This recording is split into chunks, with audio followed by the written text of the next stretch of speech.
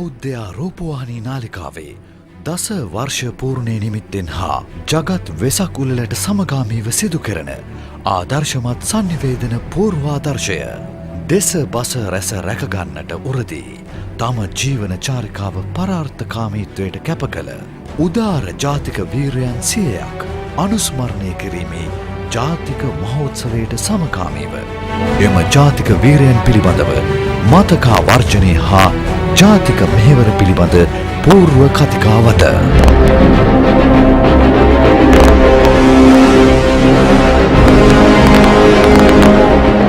ඕකතුමා ලංකාවට පැමිණෙන්න ඒ මූලික කාරණාව වුණේ එදා හික්කඩුවේ නායක හාමුදුරුවොත් මිගෙට්වත්තේ ගුණානන්ද නායක හාමුදුරුවොත් ප්‍රධානත්වයෙන් ඒ පානදුරා වාදය සිද්ධ කිරීමේ සිද්ධිය. මල්ලසේකර පඬිතුමා සිංහල පාලි සහ සංස්කෘත විෂයන් එක්ක තමයි එතුමා වැඩෙන්නේ. ඉංග්‍රීසි පැතිලිය ලංකාවට ආවා. මට ලැබී පෙනෙනවා. හොඳ උස සුදු පැහැති කාන්තාවක් ලංකාවට ගොඩ බැස්සා. ඉතින් ඊතුමිය මේ රටට ඇවිල්ලා අපි මේ දරුවන්ට මහත් සේවාවක් අප්‍රමාණ දුක් විඳගෙන මහත් අධිෂ්ඨානශීලීව කරපු සේවාව මහා සම්ප්‍රදාය පිළිබඳව කතා කරනකොට අධ්‍යාපනය පිළිබඳව මහා චින්තකයා වෙන්නේ අපේ ලෞතුරා බුදුරජාණන් වහන්සේ වෙන චින්තකයෙක් එතන නැහැ. සිය ගණන් ගැහණු පිරිමි මේ අත යෙති අසරණයන් නොපෙනේ. ඔවුන්ට දෙව්ලොව පෙනේ නිවන පෙනේ. බුදු සසුනේ දියුණුවට ක්‍රියා කළ කෙනෙක් හැටියටයි මේ ශ්‍රීමත් සිරිල් ද සොයිසා මෙතිතුමන් හඳුන්වා දිය යුතු වන්නේ. යුගයක් මගින් ගොඩනැගුණු විශිෂ්ට හෙළ පරපුරක අපි මන් දැක්ම සෑම දිනකම උදෑසන 8:30 සිට සජීවීව පින්බර උදෑසන වැඩසටහන බෞද්ධ රූපවාහිනිය හා බෞද්ධ ගුවන් විදුලිය තුලින් බලාපොරොත්තු වන්න. අතිපූජ්‍ය දරණාගම නායක හඳුන්වන අවසරයි Your Excellency සම්බෝධි විහාරයටත් බෞද්ධ නාලිකාවටත් අද සුවිශේෂ දවසක්. අද අප සමග ඉන්නවා අතිපූජනීය පාප් වහන්සේ නියෝජනය කරන තානාපති කාර්යාලයේ ගරු තානාපතිතුමා. So we are privileged and honored to have you among us this morning.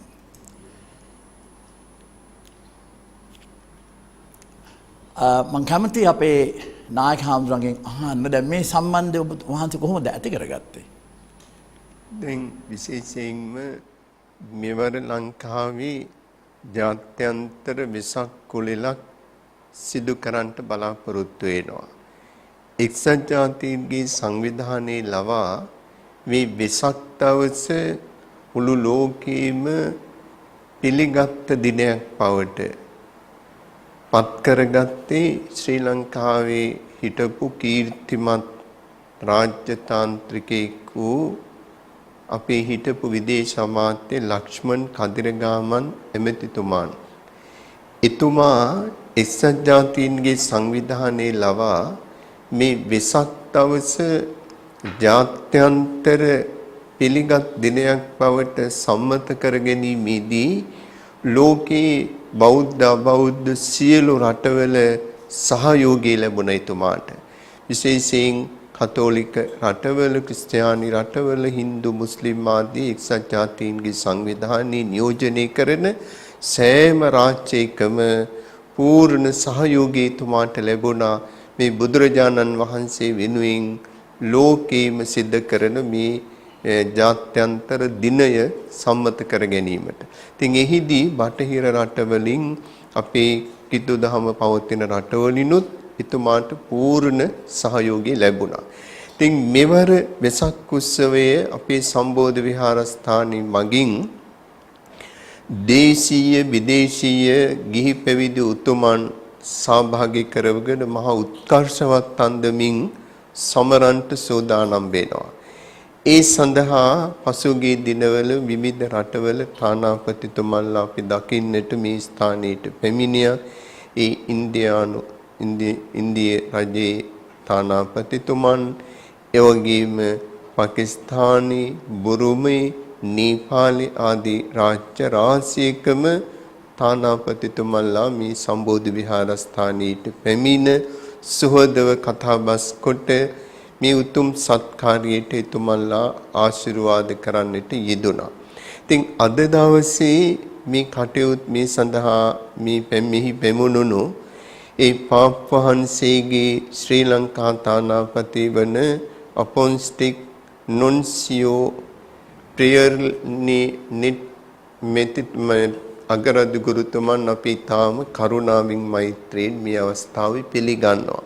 මොකද අපේ බුදුරජාණන් වහන්සේ පවා අන්‍යාගමික ශාස්ත්‍රෝන් වහන්සේලා වැඩ සිටි ස්ථානවලට විවේක අවස්ථාවල වැඩම කරලා එතුමන්ලා සමග සාකච්ඡා පවත්වපු අවස්ථා පිළිබඳ අපේ ත්‍රිපිටක ධර්මයේ සඳහන් වෙනවා. වෙනත් ආගමික නායකයින්ගේ ආශ්‍රමවලට බුදුරජාණන් වහන්සේ වැඩම කරලා තියෙනවා. ඒ නිගණ්ඨනාථ පුත්තගේ ආශ්‍රමවලට ආදී එකල තිබුණු අනිත් ආගමික ශාස්ත්‍රෝන් වහන්සේලාගේ ස්ථානවලට වැඩම කරලා උන්වහන්සේ සුහදව සාකච්ඡා කරලා තියෙනවා, කතාබස් කරලා තියෙනවා. ඉතින් අද අපි මහා ඉහළින් කතා කරනවා මේ සංහිඳියාවක් ගැන. නමුත් බුදුරජාණන් වහන්සේ තමයි මේ ලෝකේම පළවෙනිම සියලු ජාතීන් සියලු ආගමිකයන්ට මහා කරුණාවෙන් මහා මෛත්‍රියෙන් යුක්තව මේ සංහිඳියාව ලෝකේට හඳුන්වලා දුන්නු ශාස්ත්‍රෝන් වහන්සේ. ඉතින් අද දවසේ මේ පැමුණුණු මිතුමන්ව අපි තාම කරුණාවෙන් මෛත්‍රියෙන් පිළිගන්නවා. බොහොම සතුටු වෙනවා එතුමා මේ විහාරස්ථානයට පැමිණිලා අපේ ධාතු මන්දිරයට දැන් සුළු මොහොතකට ඉස්සලා පැමිණිලා මල් පූජා කරලා පිරිත් නූල් ගැට ගසාගෙන තුනුරුවන්ගේ ආශිර්වාදේ ලබා ගන්නට යෙදුණා.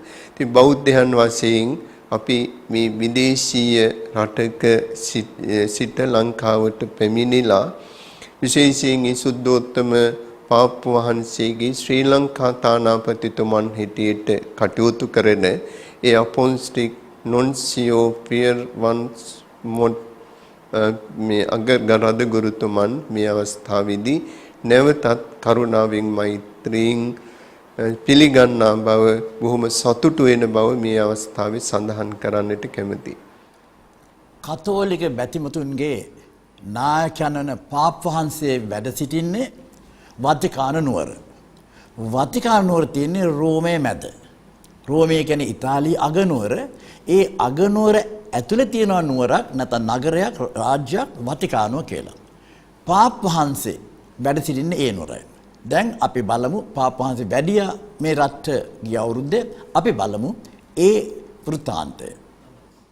ශුද්ධ වූ සභාවේ නායකයාත් රෝමයේ අගරද ගුරුතුමන් මෙන්ම වතිකානුවේ වාජ්‍ය නායකයානන්ද වන පළමුවන ෆ්‍රැන්සිස් ශුද්ධෝත්තම පාප් වහන්සේ 1936 දෙසැම්බර් 17 වනදා ආජන්ටිනාවේ බූනෝස් අයර්සී ෆ්ලොරේස් දිස්ත්‍රික්කයේ ජන්මලාභය ලැබිය.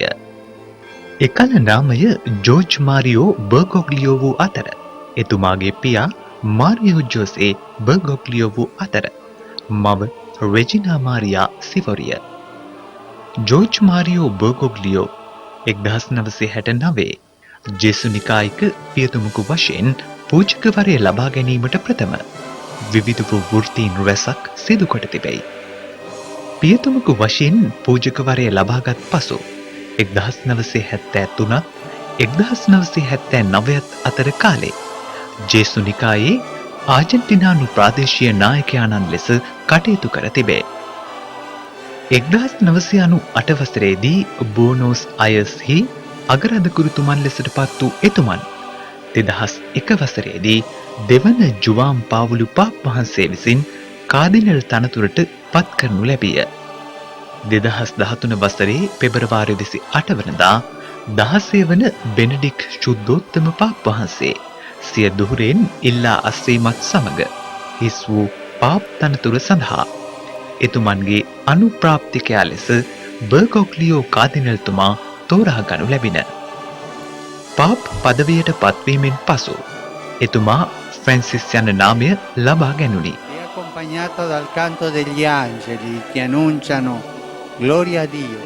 සාමාන්‍ය ජීවිතයේදී ෆ්‍රැන්සිස් පාප්තුමන් නිහතමානී සරල අල්පේච්ඡ ජීවිතයක් ගත කරන්නෙකු ලෙස ලෝකයේම ගෞරවාදරයට පත්ව තිබෙයි.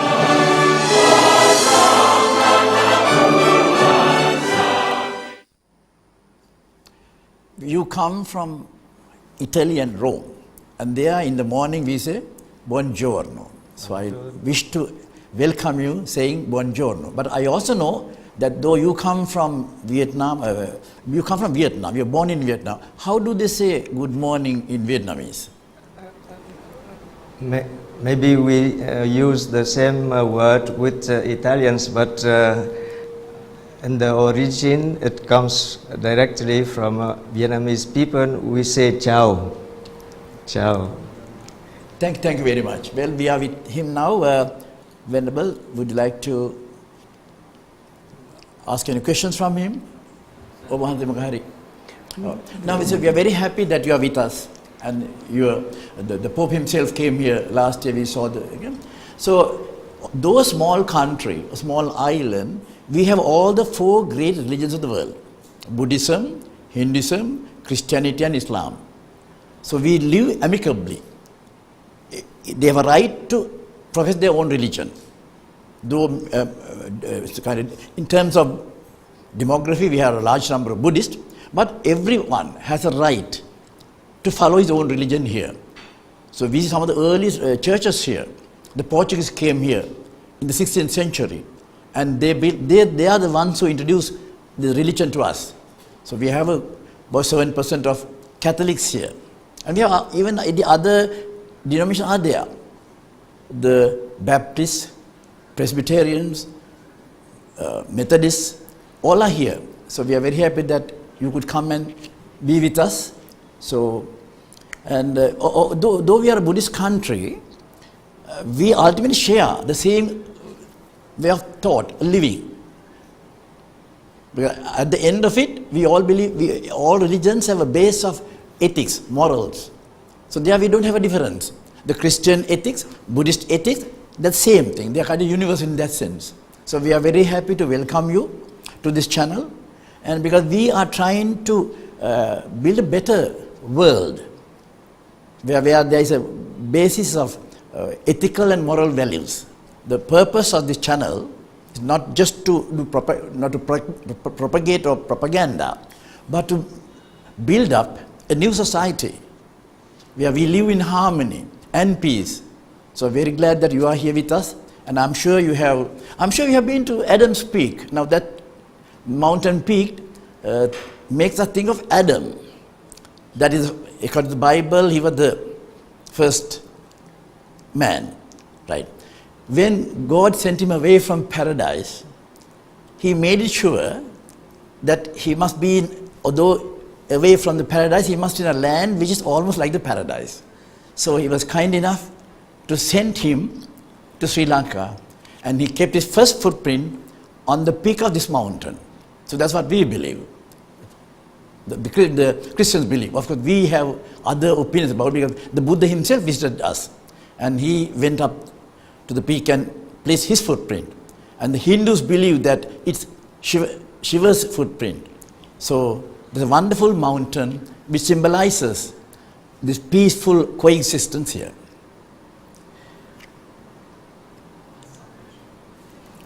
Would you like to now? Yes. So I greet all of you and wish you well. I would like to thank you for this invitation to speak to you on a Buddhist TV channel. I bring you greetings from the Holy Father Pope Francis. I consider this invitation as a good sign of warm regard and fraternal relationship with His Holiness. Today, the Venerable Dharanagama Kusaladhamma Nayakathero, Chairman of the Buddhist Media Network, asked me to discuss on importance of religion in the 21st century. I must admit that the theme is very vast Therefore, I would like to limit my speech on some particular situations in 3 countries in Asia, such as Sri Lanka, China, and Vietnam. On the other hand, beside religions, we invite you to admire precious cultural elements of these people as contribution to our happiness. I mean that there are many virtues which our populations apply already during many centuries. I shall call your attention to some universal values which could guide us to build together a peaceful and happy life. Every one of us desires to get a healthy and joyful existence. In practicing a religion, the faithful hopes to get serenity and spiritual well-being because he or she is convinced that religion helps to fill our hearts with satisfaction. I think that all of us have received an appeal to discover the Supreme Being above us. It is a spirit and thirst, a request to which only religion can give a reply. As member of Catholic Church, I shall mention our sacred book, which we call the Bible. There are 2 parts, which are Old Testament and New Testament. Together with the Jews, the Christians read the Old Testament. The Christians base their belief also on the New Testament, which contains mainly teachings of Jesus. The main writing with the teaching of Lord Jesus is called Gospel. Some of his apostles and followers wrote other different documents inspired from what Jesus taught, and these documents are part of the New Testament. You remember that Jesus, the founder of Christianity, lived in Israel for 33 years at the beginning of the 1st century. When he was a little child, his parents brought him as a refugee to Egypt, Africa, because King Herod was seeking to kill him. Of course, I shall mention the important role of the Lord Buddha and also of a very well-known Chinese philosopher whom we call Confucius. When I meet Sri Lankan people, especially the Buddhist monks, I remark that you are always smiling. And I remember this verse 25th of chapter 13 of the book Sirach from the Old Testament. The sign of a good heart is a cheerful appearance.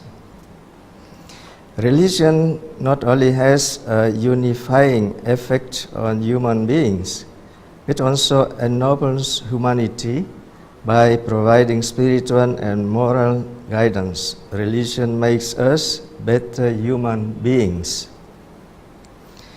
The references to Hinduism, Buddhism, and Islam demonstrate that despite all of the far-reaching differences between humanity's religions, there are also common elements.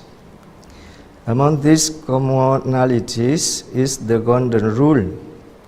It states that we should not do to another what we do not want done to ourselves. The rule is expressed this way in everyday parlance. What you don't want somebody to do to you, don't do to anyone else. Formulated positively, the Golden Rule states, we should do everything unto others that we ourselves expect and wish for from them in a specific situation. The Golden Rule is found in all of the great religions. It is found both in Judaism and then again in the Sermon on the Mount in the New Testament. God wrote this rune into the heart of human beings. The rune is one of the traditions handed on by humanity, and as such, it is humankind's cultural heritage. That means compassion, sympathy, reciprocal readiness to help, and beneficence constitutes the wisdom of humankind. In the Golden Rule, none of humanity's great religions can glorify violence or speak in favor of thoughtless self-aggrandizement. According to the basic convictions of every religion, the connection or religion with violence represents therefore a misunderstanding, a misuse, and an aberrant form of authentic religion. What matters is that we ourselves and the other will what is good and not what is evil.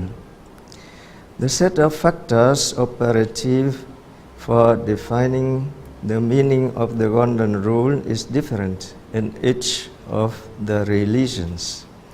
Now I would like to discuss with you some virtues we could cultivate so as to demonstrate what a great treasure religion is for humanity. The first virtue is compassion and mercy. The fact that compassion and mercy are universal human virtues can encourage us to engage in dialogue with other cultures and religions and to work together with one another for understanding and peace in the world. Conversely, this common human tradition gives us pause to think, for it says where compassion, beneficence, reciprocal assistance, and mutual forgiveness are lost, where egoism and apathy concerning one's fellow human beings gain ground and interpersonal relations are confined to economic exchange processes, the humanness of a culture and a society is in danger. We can look now at some of the challenges facing us today. In our time, we can see the advances being made in so many fields. We can only praise the steps being taken to improve people's welfare in areas such as health care, education, and communications. At the same time, we remember that the majority of our contemporaries are barely living from day to day. The hearts of many people are gripped by fear and desperation, even in the so-called rich countries. The joy of living frequently fades. Lack of respect for others and violence are on the rise, and inequality is increasing evident. It is a struggle to live, and often to live with precious little dignity. Religion, especially the practice of the Golden Rule, enables every person to say no to an economy of exclusion and inequality, for such an economy kills.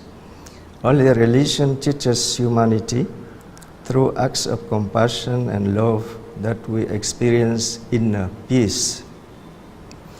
I understand that compassion is one of the most important virtues of Buddhism. In the Catholic religion, compassion can be equivalent of love and mercy. The word mercy in Hebrew language is rahamim, which is defined as a sentiment that is born of the maternal womb. It is a love which forgives. The Catholic Church teaches the faithful to practice the following acts of mercy, among others: feed the hungry, give drink to the thirsty, clothe the naked, welcome the stranger, visit the sick, visit the imprisoned, bury the dead. The gift of mercy is at the center and at the heart of the gospel. Pope Francis, in his first apostolic exhortation in 2013, shows that the option and preference for the poorest is not optional for the Catholic Church, but is a basic question of the gospel. Pope Paul VI gives decisive guidance for many non-poor Christians, stating that the more fortunate should renounce some of their rights so as to place their goods more generously at the service of others. There are 4 kinds of poverty that correspond to the works of mercy. The most basic is physical or economic poverty, such as having no food or drink to satisfy hunger and thirst, no roof, no clothes, no shelter, to which could be added unemployment and serious illness and disabilities. Physical poverty is followed by content poverty, with illiteracy at its root, along with the absence and lack of educational opportunities, and ultimately the lack of a future with the social and cultural exclusion it carries. The third form is the social and relational, from solitude and withdrawal, the death of a spouse, the death of family members or close friends, external and internal difficulties of social communication of all kinds, discrimination and marginalization through isolation by imprisonment and exile.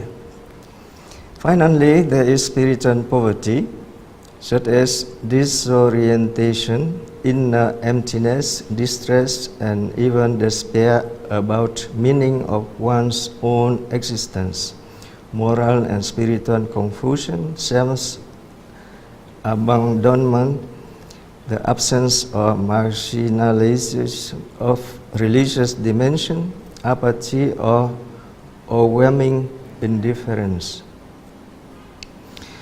We can sin by omission regarding this love for the poor and needy, since mercy transcends justice, giving full attention and generous love, being in turn more radically sensitive to and in solidarity with all kinds of poverty and marginalization. Religion, on the other hand, teaches us to cultivate lasting friendships and gratefully care for our aged parents. Religion teaches us compassion and love. Religion is important because it teaches us to care for the poor, to feed the hungry, to clothe the naked, and shelter the homeless. Once again, religion plays an important role in helping people to be conscious about their social responsibilities and civic duties. Religion teaches us moderation, temperance, gentleness, kindness, and instills in us the ability to endure. Religion is, in some places, considered as an obstacle, since it condemns the manipulation and debasement of the human person. Before this situation, we could invite financial experts and political leaders to ponder the words of one of the sages of antiquity. Not to share one's wealth with the poor is to steal from them and to take away their livelihood. It is not our own goods which we hold, but theirs. The second virtue is non-violence.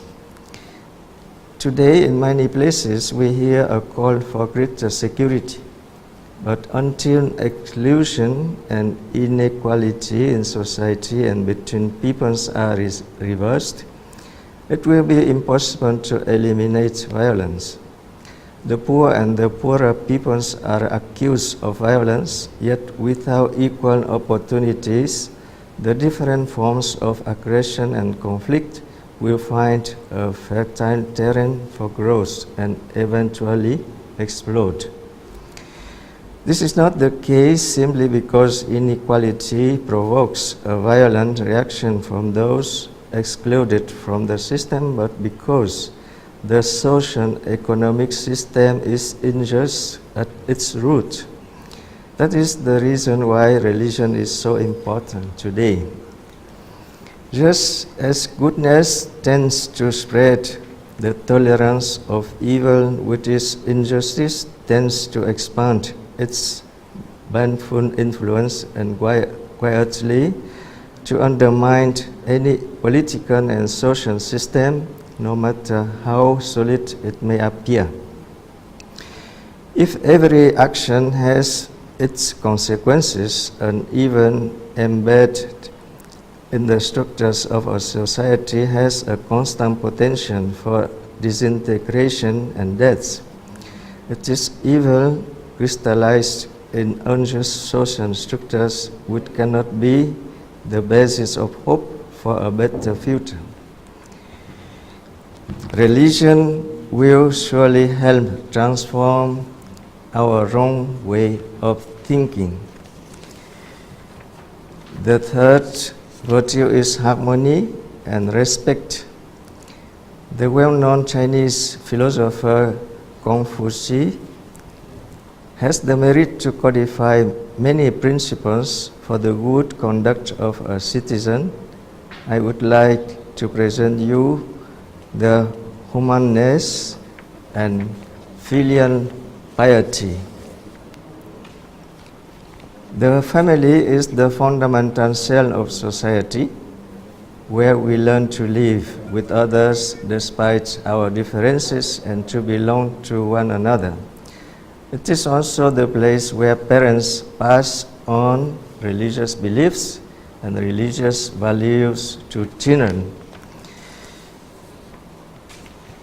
I remember that in 2015, the Holy Father, Pope Francis, came to visit Sri Lanka. During his short visit here, he made an unscheduled visit at night to the Mahabodhi Agrastravaka Mahaviharaya in Colombo tent and called on the chief incumbent of the temple and the chairperson of the Mahabodhi Society, the Venerable Banagala Upatissa Thero, as a gesture of solidarity. And in his address to the interreligious ecumenical gathering at the Bandaranaike Memorial International Conference Hall, His Holiness said, among others, "Dear friends, I am grateful for the opportunity to take part in this meeting, which brings together, among others, our largest religious communities integral to the life of Sri Lanka, Buddhism, Hinduism, Islam, and Christianity. I thank you for your presence and warm welcome.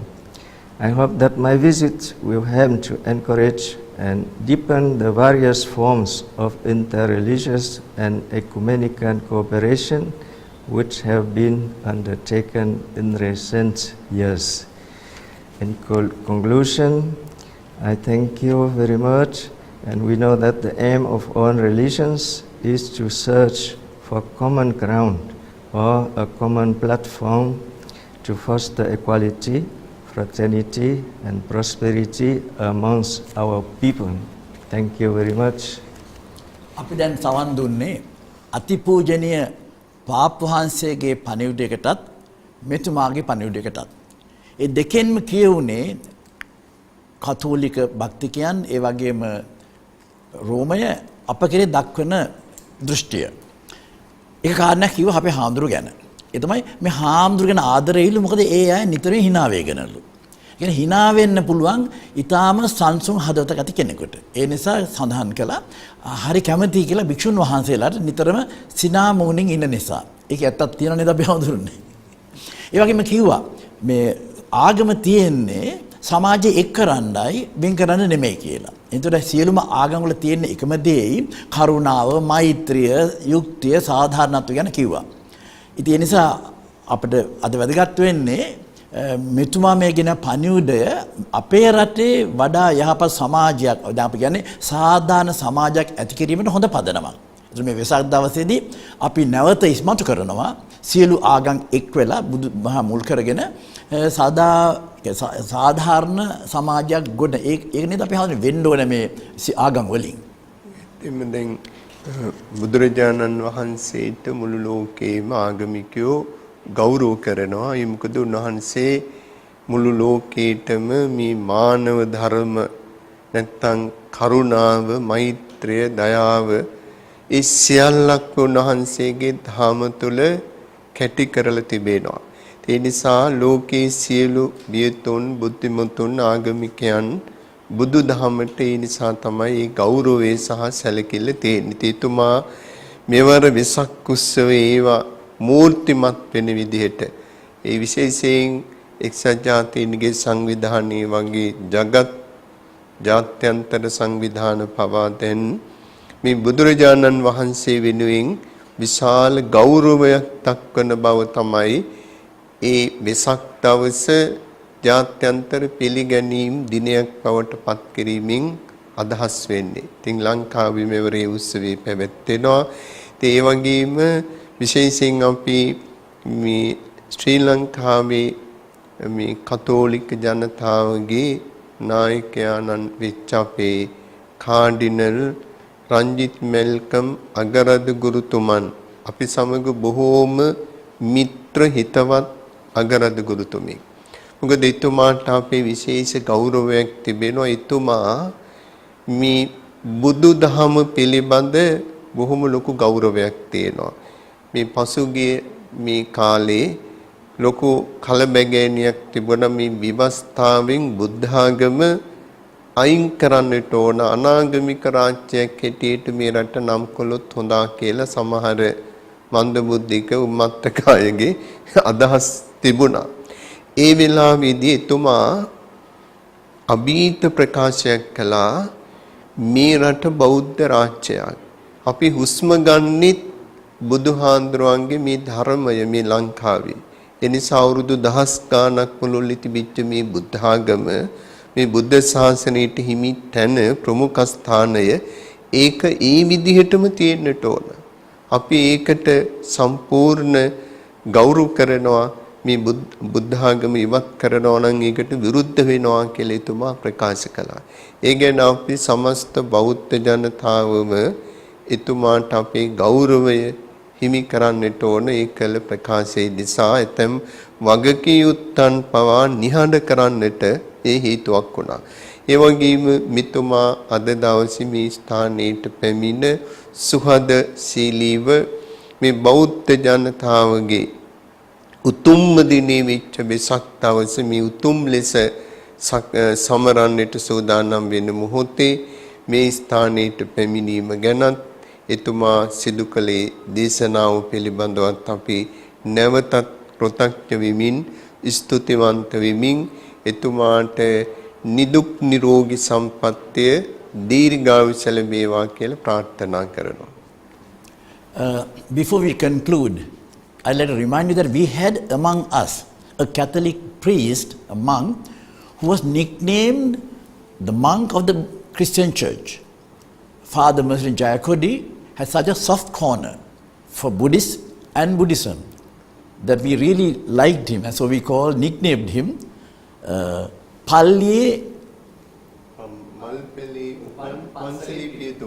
That's right. So he's although he was a Catholic by faith, he has such an understanding of Buddhism, the people around him. So we were happy to have him, a kind of Buddhist monk in the church. But he's no more with us. But then he was a good poet, a lyric writer. One of the turning points in our history was a film called Raykawa, and he's the one who wrote all the lyrics for that film. Yes. අද අපි ඊටම සන්තෝෂ වෙනවා මේ අමුතු දෙයක් අපි හඳුරු කළේ අද. මොකද සාමාන්‍ය බෞද්ධ සාකච්ඡාවකට එන්නේ බෞද්ධයෝමයි. ඔබ වහන්සේ ඊට නිර්භීත වැඩක් කළා. පාප් වහන්සේ වෙනුවෙන්. ඒ කියන්නේ ඊය දහස් ගානක නායකයෙක්. එයාගේ තියෙන්නේ යහපත් සමාජ ගොඩනගෙන අරමුණමයි. ඒ නිසා ඒ වාගේ තානාපති කාර්යාලයේ පාප් වහන්සේගේ වැටිකන් නුවර තානාපති කාර්යාලයේ තානාපතිතුමාට මෙහෙ එන්න කියලා. එතුමාගේ නම මම තියෙන්නේ Pierre Nguyen Van Tot. මම දන්නේ I don't sure whether I pronounce the name correctly, but that's a Vietnamese name. That's although he comes from Rome or Italy right now. I think you entered the order or the robes in Vietnam and then went to... Yes, I began my formation in Vietnam. Yes, we call minor seminary. It's the secondary school. Yes, and after I continue in Rome. So thank you very much for being with us. අපි ඉතුමාට පුංචි තෑග්ගක් පිරිනමන්නත් බලාපොරොත්තු වෙනවා. ඒකම වතිකානුව ගැන පුංචි වැඩසටහනකට නරඹන්නට මේ හැම දෙනාටම දැන් අවස්ථාව තිබෙනවා.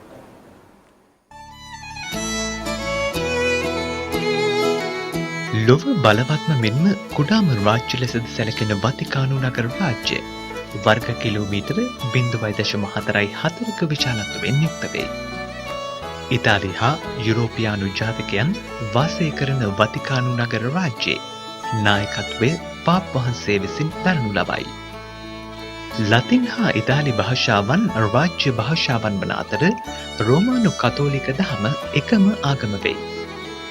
මෙම වතිකානු නගර රාජ්‍ය ඉතාලියේ ටයිබර් නදියේ බටහිර ඉවුරේ පිහිටි රෝමපුරයේ වතිකානුව නම් කඳුකැටය මත පිහිටා තිබෙයි. මෙම වතිකානු නගර රාජ්‍ය තුළ ශාන්ත පීතර දෙව්මැදුර, පාප්තුමාගේ මාලිගය, කෞතුකාගාරය, ගිම්හාන මන්දිරය, සිස්ටයින් දේවස්ථානය ආදී ප්‍රධාන ස්ථානයන් පිහිටා තිබෙයි. 1377 වර්ෂයේ වතිකානු කඳුකැටය මත කුඩා මන්දිරයකින් ආරම්භ වූ මෙම බල අධිකාරිය 16 වන ශතවර්ෂයේදී මධ්‍ය ඉතාලිය දක්වාම පැතිරිණි. 1929 දී ස්ථාපිත ලැටරන් ගිවිසුමෙන් වතිකානුපුරේ ආධිපත්‍ය පිළිගන්නා ලද අතර ඒ හරහා කතෝලික දහම ඉතාලියේ රාජ්‍ය ආගම බවටද පත්විය. 16 වන ශතවර්ෂයේ සිට මෙහි ආධිපත්‍ය ඉතාලි ජාතික පාප්වරුන්ට හිමි වූ අතර 1978 දී ඉතාලි ජාතිකයෙකු නොවූ පාප්තුමා ලෙස කැරොල් වොජ්ටිලා පාප්තුමාටද ආධිපත්‍ය හිමි විය. 1985 වර්ෂයේදී ලැටරන් ගිවිසුම සංශෝධනය කිරීමෙන් වතිකානු රාජ්‍යයේ බලය තවත් ස්ථාවර කරනු ලැබින.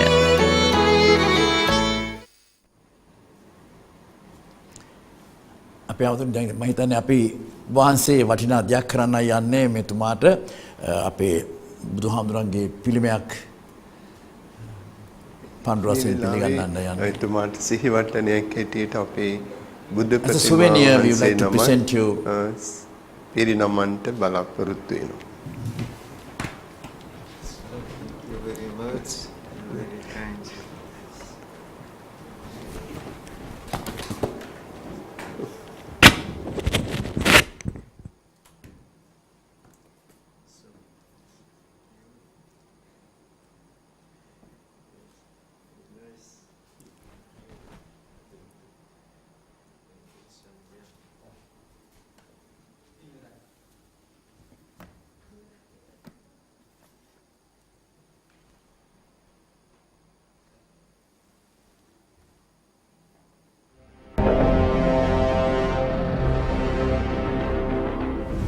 බෞද්ධයා රූපවාහිනී නාලිකාවේ දස වර්ෂ පූර්ණය නිමිත්තෙන් හා ජගත් වෙසක් උළෙලට සමගාමීව සිදු කරන ආදර්ශමත් සංනිවේදන පූර්වාදර්ශය දෙස බස රැස රැකගන්නට උරදී තම ජීවන චාරිකාව පරාර්ථකාමීත්වයට කැප කළ උදාර ජාතික වීරයන් 100ක් අනුස්මරණය කිරීමේ ජාතික මහෝත්සවයට සමකාමීව එම ජාතික වීරයන් පිළිබඳව මතකා වර්ජනය හා ජාතික මෙහෙවර පිළිබඳ පූර්ව කතිකාවත.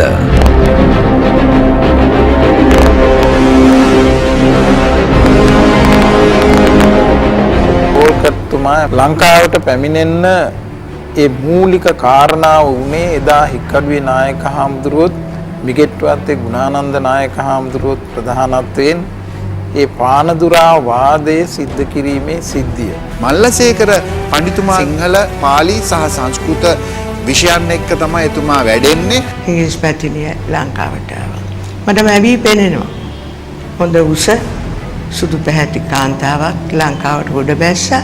ඉතින් ඉතුමිය මේ රටට ඇවිල්ලා අපි මේ දරුවන්ට මහත් සේවාවක් අප්‍රමාණ දුක් විඳගෙන මහත් අධිෂ්ඨානශීලීව කරපු සේවාව මහා සම්ප්‍රදාය පිළිබඳව කතා කරනකොට අධ්‍යාපනය පිළිබඳව මහා චින්තකයා වෙන්නේ අපේ ලෞතුරා බුදුරජාණන් වහන්සේ වෙන චින්තකයෙක් එතන නැහැ. සිය ගණන් ගැහැණු පිරිමි ඒ මේ අත යෙති. අසරණයන් නොපෙනේ. ඔවුන්ට දෙව්ලොව පෙනේ. නිවන පෙනේ. බුදු සසුනේ දියුණුවට ක්‍රියා කළ කෙනෙක් හැටියටයි මේ ශ්‍රීමත් සිරිල් ද සොයිසා මෙතිතුමන් හඳුන්වා දිය යුතු වන්නේ. යුගයක් මගින් ගොඩනැගුණු විශිෂ්ට හෙළ පරපුරක අපි මන් දැක්ම. සෑම දිනකම උදෑසන 8:30 සිට සජීවීව පින්බර උදෑසන වැඩසටහන බෞද්ධ රූපවාහිනිය හා බෞද්ධ ගුවන් විදුලිය තුලින් බලාපොරොත්තු වන්න.